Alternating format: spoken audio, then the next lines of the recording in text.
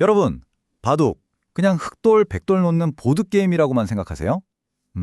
사실 이 바둑판 위는요, 서로 전혀 다른 가치들이 막 부딪히고 또 균형을 찾아가는 뭐랄까 하나의 거대한 우주 같은 곳입니다. 그럼 이 복잡한 세계를 움직이는 진짜 힘은 뭘까요? 오늘 저랑 같이 그 비밀 속으로 한번 들어가 보시죠. 20세기를 대표하는 최고의 기사죠, 오청원. 이분이 바둑의 본질을 딱 한마디로 조화라고 정의했어요. 모든 돌들이 그냥 따로 노는 게 아니라 서로 어우러지면서 하나의 그림을 완성해 나가는 그런 예술이란 뜻이죠. 근데 승부의 세계라는 게 그렇잖아요. 냉정하죠? 오청원 대사범님이 말씀하신 그 아름다운 조화만으로는 이길 수가 없어요. 그렇다면 이 바둑이라는 거대한 우주를 떠받치고 있는 다른 힘들은 과연 뭘까요? 자, 그래서 오늘 이야기할 바둑의 우주를 떠받치는 6개의 기둥. 바로 효율성, 영향력, 결정력, 조화, 서사, 그리고 마지막으로 인간력입니다. 이 6가지 힘이 어떻게 서로 밀고 당기면서 그 완벽한 균형을 만들어내는지 지금부터 하나씩 제대로 파헤쳐 보겠습니다. 우선 게임의 승패에 직접적인 영향을 주는, 그러니까 눈에 보이고 또 계산도 가능한 3가지 법칙부터 시작해 볼게요. 이걸 저는 바둑의 물리학이라고 부르고 싶네요. 첫 번째 기둥은 바로 효율성입니다. 이게 뭐냐면 최소한의 돌만 써서 최대한의 집을 만들어내는 거예요. 아주 냉정한 경제 원리랑 똑같죠? 이 효율성이라는 개념을 거의 예술의 경지로 끌어올린 사람이 누군지 아세요? 바로 돌부처 이창호 구단입니다. 이창호 구단은 진짜 불필요한 위험은 싹 다 없애버리고 가장 확실한 이익만 챙기는 방식으로 승리 확률을 극한까지 끌어올렸어요. 자, 이 효율성의 정반대편에 서 있는 게 바로 영향력입니다. 이건 당장의 집을 챙기는 게 아니라 눈에 보이지 않는 미래의 가능성에 투자하는 개념이에요.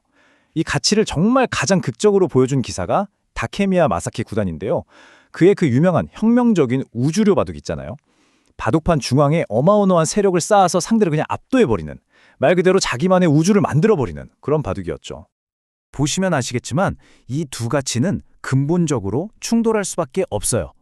지금 당장 눈앞에 보이는 확실한 이익을 챙길 거냐, 아니면 미래의 더 큰 그림, 그 가능성에 투자할 거냐. 이야, 이게 바로 바둑 기사들이 매 순간 마주하는 영원한 딜레마인 거죠.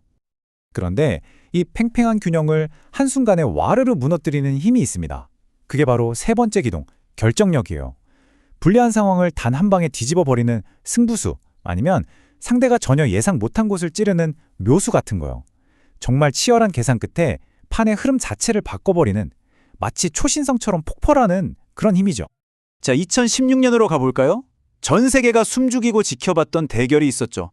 바로 이세돌 구단과 인공지능 알파고의 대국입니다. 그때 상황이 3연패, 정말 절망적이었어요. 완벽한 계산 능력을 가진 기계를 상대로 과연 인간은 대체 뭘 할 수 있었을까요? 그때 알파고가 계산한 확률이 뭔지 아세요? 이세돌 구단의 다음 수가 그 자리에 놓일 확률 0.01%도 안 된다고 봤어요. 그러니까 기계 입장에선 그 수는 인간 기보 데이터에, 하지만 이세돌 구단은 바로 그 자리에, 그 누구도 상상하지 못했던 자리에 돌을 딱 놓았습니다. 바로 전설의 78수죠. 이 한 수는요, 그냥 계산을 잘해서 이긴 게 아니에요. 기계의 논리 그 자체를 뛰어넘어버린 인간 상상력의 위대한 승리였습니다. 이것이야말로 결정력이 뭔지 제대로 보여주는 장면이죠. 자, 지금까지는 바둑의 물리학을 살펴봤습니다. 계산할 수 있는 영역이었죠. 그럼 이제부터는 바둑을 단순한 게임이 아니라 예술로 만드는 좀 더 추상적이고 인간적인 기둥들, 바로 게임의 영혼 속으로 들어가 보겠습니다. 4번째 기둥은 바로 조화입니다. 맨 처음에 오청원 대사범님이 말했던 바로 그 개념이죠. 이건 효율성, 영향력, 결정력, 이 모든 걸 아우르는 최상위의 원리라고 할 수 있어요. 효율성과 영향력 사이에서 줄타기를 하고 결정적인 한 방을 날릴 최적의 타이밍을 찾아내는, 판 전체를 디자인하는 능력인 거죠. 그런데 인공지능 시대가 오면서 이 조화가 새로운 딜레마에 빠졌어요. 뭐냐면 그냥 이기기 위해서 AI가 알려주는 완벽한 조화를 따라해야 할까? 아니면 승률이 좀 떨어지는 한이 있더라도 나만의 스타일, 나다운 바둑을 둬야 할까? 이 질문에 지금 현대 기사들이 정말 깊이 고뇌하고 있습니다. 바로 이 나다운 바둑에 대한 고민이 자연스럽게 5번째 기둥인 서사로 연결됩니다. 기사들의 스타일, 우리가 기풍이라고 부르잖아요. 그건 그냥 바둑 두는 기술이 아니에요. 바둑판이라는 종이 위에 자신의 인생, 자신의 철학을 써내려가는 한편의 자서전 같은 겁니다. 이걸 가장 잘 보여주는 예가 바로 조은현 구단과 서봉수 구단의 전설적인 라이벌 관계죠. 한 명은 일본에서 공부한 엘리트 천재, 또 다른 한 명은 오직 독학으로 정상까지 올라온 잡초 같은 승부사. 완전히 다른 인생을 살아온 두 사람의 서사가 바둑판 위에서 꽝 하고 부딪히면서 그 누구도 예측할 수 없는 드라마를 만들어낸 거예요. 자, 드디어 마지막 6번째 기둥입니다. 바로 인간력. 이건 심리적인 안정감, 두려움, 불타는 투지, 숨막히는 승부의 압박감처럼 AI가 절대 흉내낼 수 없는 오직 인간만이 가진 힘이에요. 우리가 AI 시대에도 여전히 인간 기사들의 바둑을 보면서 열광하는 이유가 뭘까요? 바로 이 계산 너머에 있는 드라마 때문인 거죠. 그렇다면 인공지능이 등장하면서 이 6기둥의 관계는 어떻게 바뀌었을까요? AI는요, 바둑에 대한 우리의 이해를 완전히 새로운 차원으로 끌어올리고 있어요. 일단 AI는 효율성이나 계산력 같은 아까 말했던 물리적 기둥들을 인간이 도저히 따라갈 수 없는 완벽한 수준까지 끌어올렸습니다. 그런데 정말 역설적이게도 바로 그 과정에서 게임의 영혼이 가진 절대로 대체할 수 없는 가치를 오히려 더 선명하게 보여줬어요.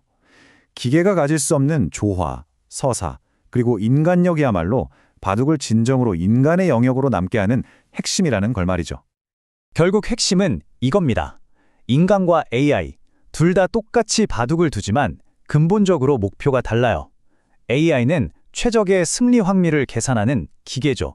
하지만 인간은 그 바둑 한판 안에서 자기만의 투쟁, 자기만의 서사, 즉 의미를 찾으려고 하거든요. AI가 바둑의 정답을 우리에게 보여줬을지도 모릅니다. 하지만 혹시 그 과정에서 우리는 바둑을 두는 진짜 이유를 잃어버리고 있는 건 아닐까요? 이렇게 완벽한 기계의 시대에 우리 불완전한 인간의 창의성은 과연 어디로 가야 할까요? 이 질문을 던지면서 오늘 이야기를 마무리할까 합니다. 여러분의 생각은 어떠신가요?